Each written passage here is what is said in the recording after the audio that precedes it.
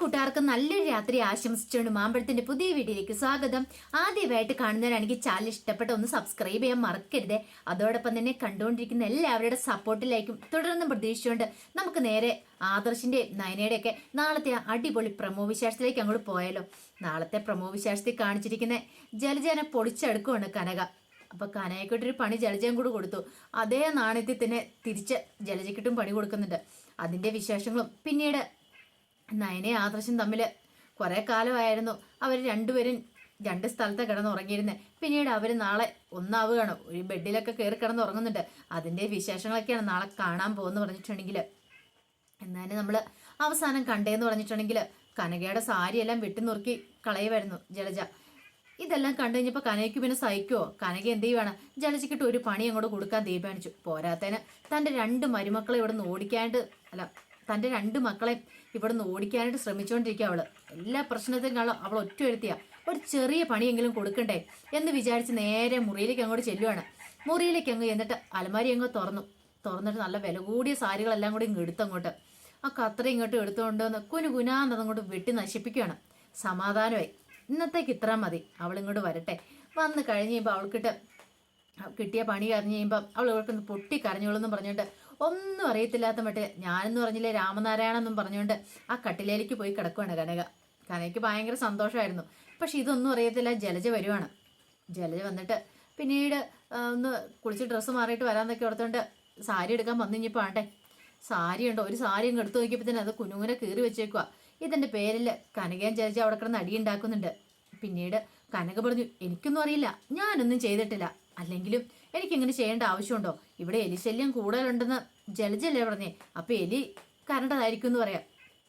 ജലജ പറഞ്ഞു, എനിക്കറിയാം ഇതേത് എലിയെ കരണ്ടേന്നുള്ള കാര്യം അറിയാവോ. അന്ന് ആ എലിയെ എന്നെയും കൂടി ഒന്ന് കാണിച്ചാട്ട്. നമ്മുടെ രണ്ടുപേരുടെ സാരി ഇങ്ങനെ ഡാമേജ് ആക്കി കളഞ്ഞില്ലേ, നമുക്ക് രണ്ടുപേർ കൂടെ ആ എലിയെ കൊല്ലാന്ന് പറയണം. ജലജയ്ക്ക് എന്തേലും പറയാൻ പറ്റുമോ? മറുപടി, താനാണ് ആദ്യമായി പരിപാടി കാണിച്ചു വെച്ചത്, തൻ്റെ കുഴി താൻ തന്നെ തോണ്ടി എന്നുള്ള രീതിയായിരുന്നു ജലജയ്ക്ക്. കനയ്ക്ക് പോയിട്ടുണ്ടെങ്കിൽ വലിയ വിലയുടെ സാരി ഒന്നുമില്ല, നോർമൽ സ്റ്റൈലുള്ള സാരിയാണ്. പക്ഷെ ജലജനെ സംബന്ധിച്ച് അതല്ല, വളരെ കോസ്റ്റ്ലി ആയിട്ടുള്ള സാരിയാണ്. അതെല്ലാം പോയി കഴിഞ്ഞപ്പോൾ ജലജ മനസ്സിൽ പറയാം, നിനക്കിട്ട് ഞാൻ വെച്ചിട്ടുണ്ടേ, എപ്പോഴും എൻ്റെ കൈ കിട്ടും എന്ന് പറഞ്ഞുകൊണ്ട് ജലജ ദേഷ്യപ്പെട്ട് അങ്ങോട്ട് പോവാണ്. കനയ്ക്ക് സന്തോഷമായി, ഒരു പണിയെങ്കിലും കൊടുക്കാൻ പറ്റിയല്ലോ. ഇത്രയെങ്കിലും കൊടുത്തില്ലെങ്കിൽ മനസ്സിന് ഒരു സമാധാനം കിട്ടത്തില്ല. അത്രയ്ക്ക് അഹങ്കരിക്കുന്നുണ്ട് ഇവിടെ കിടന്നിട്ട്. ഇവൾ ഒറ്റ എഴുത്തി കാരണം, അല്ലെങ്കിൽ ഇതിന്റെ പകുതി പ്രശ്നം ഈ അനന്തപുരി വീട്ടിലുണ്ടാവില്ല എന്ന് കനയ്ക്ക് നന്നായിട്ട് അറിയായിരുന്നു. പിന്നീട് മുറിയിലെ ബെഡേ കിടന്നുറങ്ങുമായിരുന്നു ആദർശ്. ഒപ്പം നയനനേരം കിടക്കുന്നുണ്ട്. പിന്നീട് കാണിക്കുന്നു പറഞ്ഞിട്ടുണ്ടെങ്കിൽ നയന നേരെ ആദർശിന്റെ അടുത്തേക്ക് വന്നിട്ട് ആദർശം അങ്ങോട്ട് കെട്ടിപ്പിടിക്കുകയാണ്. ആദർശ് ഒരിക്കലും പ്രതീക്ഷിച്ച കാര്യമല്ല. ആദർശം ഞെട്ടി എഴുന്നേറ്റിച്ച് എന്താന്ന് ചോദിക്കണം. അതെന്താ എനിക്ക് കെട്ടിപ്പിടിച്ചുകൂടെന്ന് ചോദിക്കണം. ഇപ്പൊ എന്തിനാ നീ കെട്ടിപ്പിടിച്ചേ? അത് നമ്മൾ ഭാര്യ ഭർത്താക്കന്മാരല്ലേ, ഭാര്യ ഭർത്താക്കന്മാരെന്ന് നമ്മൾ തമ്മിലൊരു കണ്ടീഷനൊക്കെ ഉണ്ടായിരുന്നു എന്ന് പറയണം. കണ്ടീഷൻ അതിൻ്റെ ഒന്നും ആവശ്യമില്ല. ഞാൻ ഭാര്യ, എനിക്ക് എപ്പോൾ വേണേലും കെട്ടിപ്പിടിക്കാന്ന് പറയാം. പക്ഷെ എന്ത് ചെയ്യാനാ, ആദർശമൊന്നും തടയാൻ പറ്റിയില്ല. പിന്നീട് നയന നേരെ ബാത്റൂമിലേക്ക് കൊണ്ടുപോവാണ്. പിന്നെ ഷവർ അങ്ങ് ഓൺ ചെയ്യുവാണ്. ഓൺ ചെയ്തിട്ട് പാട്ടൊക്കെ മൂളിക്കൊണ്ട് ആദർശിനെ പിടിച്ച് ആ ഷവറിന്റെ കീഴിലൊക്കെ നിർത്തുവാണ്. ആദർശ് ഇവിടെ നയന നീ എന്തൊക്കെയാ കാണിക്കണമെന്നൊക്കെ ചോദിക്കുന്നുണ്ട്. പക്ഷെ നയന വിട്ടില്ല. നയനെ അവിടെ പിടിച്ചു നിർത്തുവാണ്. പിന്നെ അവരുടെ മൂടൊക്കെ അങ്ങ് മാറി. ആദർശ് ഇങ്ങനെ നയനയുടെ കണ്ണിലേക്ക് തന്നെ ഇങ്ങനെ നോക്കിയിരിക്കുകയാണ്. പക്ഷെ നയന എന്ത് ചെയ്യുവാണ്, നയനെ ആ പാട്ടൊക്കെ നിർത്തിയിട്ട് പിന്നെ അങ്ങോട്ട് ഇറങ്ങി പോരുവാണ്. കുറച്ച് കഴിഞ്ഞപ്പോഴാണ് അതറിഞ്ഞ് അത് വെറും ഒരു സ്വപ്നം മാത്രമായിരുന്നു ആദർശിനുള്ളിൽ വല്ലാത്തൊരു ടെൻഷനായിരുന്നു. എന്താ കാരണം, ഇങ്ങനെ സംഭവിച്ചാലോ, ആദ്യമായിട്ടാണ് നയനോടൊപ്പം വെട്ടി കിടക്കുന്നത്. അപ്പൊ ഇനി അവൾ വന്ന് തന്നെ അറ്റാക്ക് ചെയ്താലോ എന്നൊരു ചിന്തയൊക്കെ ഉണ്ടാകുന്നുണ്ടായിരുന്നു. തന്നെ കെട്ടിപ്പിടിച്ചാലോ എന്നൊക്കെ ഒരു ചിന്തയുണ്ട്. അതുകൊണ്ടാണ് ആദർശ ഉറക്കത്തിൽ പോലും അങ്ങനെ സ്വപ്നം കണ്ടേ. പാവം നയന ഇതൊന്നും അറിയത്തില്ലാതെ അവിടെ ഉണ്ടായിരുന്നു. അത് വെറും സ്വപ്നമായിരുന്നു. പിന്നീടാണ് ആദർശം മനസ്സിലാകുന്നത്. ഇതിനേക്കാൾ ഏറ്റവും വലിയ ടിസ്റ്റ് എന്ന് പറഞ്ഞിട്ടുണ്ടെങ്കിൽ ആദർശിന് മനസ്സിലായി നയനയ്ക്ക് എത്രമാത്രം കഷ്ടപ്പാടുകളൊക്കെ ഉണ്ട് വീട്ടിൽ നിന്നൊക്കെ. അപ്പൊ ഈ കഷ്ടപ്പാട് മാറ്റണമെങ്കിൽ ഇനിയിപ്പോൾ ഒരു മാർഗമുള്ളൂ, വേലക്കാർ തിരിച്ചു വരണം. വേലക്കാർ തിരിച്ചു വന്നിട്ടുണ്ടെങ്കിൽ അമ്മയ്ക്ക് എത്രമാത്രം ഇഷ്ടപ്പെടുമെന്നൊന്നും അറിയത്തില്ല. അങ്ങനെ ആദർശ് വേലക്കാരനെയൊക്കെ തിരിച്ചു കൊണ്ടുവരുന്നുണ്ട്. അതിന്റെ വിശേഷങ്ങളും പിന്നീട് നമ്മുടെ നവ്യക്കിട്ട് 8ന്റെ പണി കൊടുക്കുന്നുണ്ട് കനക. നവ്യ പ്രഗ്നന്റ് ആണെന്നും പറഞ്ഞിരുന്നേ. അപ്പൊ കുറച്ച് മെഡിസിൻ എല്ലാം കൊടുത്തായിരുന്നു നവ്യക്ക്. പക്ഷെ നവ്യ എന്ത് ചെയ്യുവാണ്, ഈ മെഡിസിൻ ഒന്നും കഴിച്ചിരുന്നില്ല. അല്ലെങ്കിലും പ്രഗ്നന്റ് ആയ മാത്രം പോരെ, ആ ഗുളിക കഴിച്ചാൽ പോരെ. പ്രഗ്നന്റ് അല്ലാതെ വെറുതെ ആ ഗുളിക കഴിക്കേണ്ട ഒരാവശ്യമില്ലോ. അതുകൊണ്ട് നവ്യ എന്ത് ചെയ്യുവാണ്, ആ ഗുളികയെല്ലാം കളയുവാണ്. പക്ഷെ ഇത് ജലജ കണ്ടുപിടിച്ചത് ഈ ഗുളികയെല്ലാം കളയുന്നേ. ജലജ എന്ത് ചെയ്യുവാണ്, ജലജ ഇതിന്റെ പേരിൽ നയനയോട് വഴക്കടിക്കുന്നുണ്ട് ഈ ഗുളിക കളഞ്ഞതിൻ്റെ പേരിൽ. ഈ സമയത്ത് കനകയെ കണ്ടുകൊണ്ട് അങ്ങോട്ട് വരുവാണ്.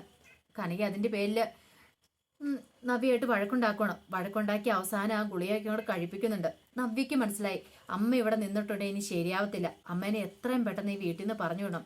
പക്ഷെ എന്താ ഒരു മാർഗം? എന്തേലും പ്ലാനുകളും പത്തുകളും തയ്യാറാക്കിയിട്ട് മതിയാവുള്ളൂ. എന്തേലും ചെയ്തില്ലെങ്കിൽ തൻ്റെ കാര്യത്തിൽ തീരുമാനമാവുമെന്ന് നവ്യയ്ക്ക് മനസ്സിലാവും. പിന്നീട് ജലജ നേരെ അബിയുടെ അടുത്തേക്കാണ് ചെല്ലുന്നത്. അബിയുടെ അടുത്തേക്ക് എന്നിട്ട് പറഞ്ഞു, എടാ അബി, ഇനി എനിക്കിങ്ങനെ ഈ അവളെയും കൊണ്ട് ഈ റൂമിൽ താമസിക്കാൻ പറ്റില്ല എന്ന് പറയണം. എന്താ അമ്മേ, എന്താ പ്രശ്നം? ഇതേ സഹിക്കുന്നതിനൊരു പരിധിയുണ്ട്. നിന്റെ ഭാര്യയുടെ വേണേ ആ മുറി കൊണ്ട് കിടത്താൻ പറ, എനിക്ക് പറ്റില്ല ഈ മുറി കിടത്താനെന്ന് പറയാം. അമ്മ എന്തൊക്കെ വർത്താനായി പറയണേന്ന് ചോദിക്കുകയാണ്. ഞങ്ങളുടെ മുറി കിടത്താൻ പറ്റുന്ന കാര്യമാണെന്ന് ചോദിക്കണം. അന്ന് ഒരു കാര്യം ചെയ്യാം, അവരെ അങ്ങോട്ട് പറഞ്ഞു വിട്ടേരെ എന്ന് പറയണം. പറഞ്ഞു വിട്ടിട്ട് അമ്മ നോക്കുമെന്ന് ചോദിക്കുകയാണ് നവ്യനെ. എടാ അവളെ ഇപ്പം നോക്കേണ്ട ആവശ്യമൊന്നുമില്ല, അവൾക്ക് നല്ല ആരോഗ്യമുണ്ട്, അവൾ സ്വന്തമായിട്ട് കാര്യങ്ങളൊക്കെ ചെയ്യുന്നില്ലേ, പിന്നെ എന്തിനാ ഒരാൾ നോക്കാൻ നിർത്തിയേക്കെന്ന് ചോദിക്കണം. അമ്മ ഇതൊക്കെ പറയും. നാളെ ഈ കുടുംബത്തിൽ എന്തെങ്കിലും ഒരു പ്രശ്നം വന്നിട്ടുണ്ടെങ്കിലേ അമ്മ നേരെ അങ്ങോട്ട് തിരിയും. അപ്പം എല്ലാവരും കൂടെ എന്നോടായിരിക്കും പറയുന്നത്, നീ ശരിക്കും നോക്കാത്തോണ്ടാ, അല്ലെ നവ്യയുടെ അമ്മേനെ കൊണ്ട് നിർത്തിയതല്ലേ, നീ പറഞ്ഞു വിട്ടില്ല എന്നൊക്കെ. അപ്പം എനിക്ക് ആര് സമാധാനം പറയും? അമ്മ പറയുമെന്ന് ചോദിക്കണം. എടാ എനിക്ക് അത്രയ്ക്ക് പറ്റില്ല എന്നിട്ടാ അവൾ എന്തൊക്കെ പരിപാടികൾ കാണിക്കുന്നറിയാമോ? ഇങ്ങനെ പോയിട്ടുണ്ടെങ്കിൽ അവളെ മിക്കവാറും ഞാൻ ഇവിടെ കൊല്ലേണ്ടതായിട്ട് വരുമെന്ന് എനിക്ക് തോന്നുന്നേ, അല്ലെങ്കിൽ അവൾ ഈ വീട്ടിൽ നിന്ന് ഇറക്കി വരണം എന്ന് പറയാം. അമ്മയൊന്ന് സമാധാനിക്കമ്മേ, കുറച്ച് നാളത്തെ കാര്യം കൂടെ ഇല്ലേ ഉള്ളെന്ന് ചോദിക്കണം. എടാ നീ കുറച്ച് നാളും കൂടെ പറയുന്നു, നീ പറഞ്ഞെന്താ വളകാപ്പ് ചടങ്ങിന് മുമ്പ് അവളുടെ കാര്യത്തിലൊരു തീരുമാനമാക്കാമെന്ന് പറഞ്ഞല്ലേ, എന്നിട്ടിപ്പോൾ എന്നാ തീരുമാനമാക്കാത്തെ? ഇനി അധികം ദിവസമില്ല, ആ ഒരു ചിന്ത വേണം അബി എന്ന് പറയാം. അപ്പം അബി പറഞ്ഞു, അമ്മേ ഇങ്ങനെ ഇടപെടിയെന്ന് പറഞ്ഞാൽ എങ്ങനെയാ? അല്ലെങ്കിൽ തന്നെ ഒരു പ്രശ്നത്തിൽ നിന്ന് തലയൂരാനായിട്ട് ഞാനിവിടെ കിടന്ന് നെട്ടോട്ട് ഓടിക്കൊണ്ടിരിക്കുക. അമ്മയ്ക്കറിയാലോ എങ്ങനെ പൈസ ഉണ്ടാക്കണമെന്ന് എനിക്കറിയത്തില്ല. അതിൻ്റെ ഇടയ്ക്ക് ഇനി ഒരു പ്രശ്നം കൂടെ ഉണ്ടായിട്ടുണ്ടെങ്കിൽ അറിയാലോ എന്നെക്കൊണ്ട് താങ്ങാൻ പറ്റുന്ന കാര്യമില്ല. ഈ കുടുംബത്തിൽ ആരെങ്കിലും അറിഞ്ഞിട്ടുണ്ടെങ്കിൽ അത് മതി, ആ സെക്കൻഡിൽ എന്നെ പുറത്താക്കാനെന്ന് പറയാം. എടാ മോനെ അതൊക്കെ എനിക്കറിയാം, പക്ഷേങ്കിൽ ഒരു കാരണവശാലും അവളെ ഇവിടെ വാഴിക്കാൻ പറ്റില്ല. അവളെ മാത്രമല്ല അവളുടെ അനിയത്തിനെ, അവളുടെ തള്ള ഇപ്പം ഈ സമയത്തുണ്ട് ഇവിടെ. അവളുള്ള സമയത്താണ് കാര്യങ്ങളൊക്കെ എളുപ്പമാണെന്ന് എനിക്ക് തോന്നുന്നു. കാരണം അവളെ കൊണ്ട് കുറേ പണികളൊക്കെ എടുപ്പിക്കുന്നുണ്ട്. ആ പണികളൊക്കെ എടുപ്പിക്കുന്ന സമയത്ത് ഇപ്പം അവൾക്കൊരു ഗുളിക എന്തെങ്കിലും മേടിച്ചു കൊടുക്കുകയാണെങ്കിൽ ആ പണികളൊക്കെ ചെയ്തുകൊണ്ട് അവളുടെ കുഞ്ഞ് അബോർട്ടായി പോയെന്ന് എല്ലാവരും വിചാരിക്കുള്ളൂ. അതൊരു നല്ല കാര്യമല്ലേ എന്ന് ചോദിക്കുകയാണ്. ഒരു കാര്യം ചെയ്യാം, ഞാൻ ഡോക്ടറെ പോയിക്കൊണ്ട് ഗുളിക മേടിച്ചോണ്ടിട്ടെ, നീ എങ്ങനെയാണ് അവളെ കൊണ്ട് അത് കഴിപ്പിക്കണം എന്ന് പറയണം. ഇത് കേട്ടപ്പോൾ അബീർ, ഞാൻ നോക്കട്ടെ അമ്മേ, നീ നോക്കിയിട്ട് കാര്യമില്ല, അവളെ ഈ വീട്ടിൽ നിന്ന് പറഞ്ഞുകൊണ്ട് ഇത് മാത്രം ഒരു മാർഗമുള്ളെന്ന് പറയണം.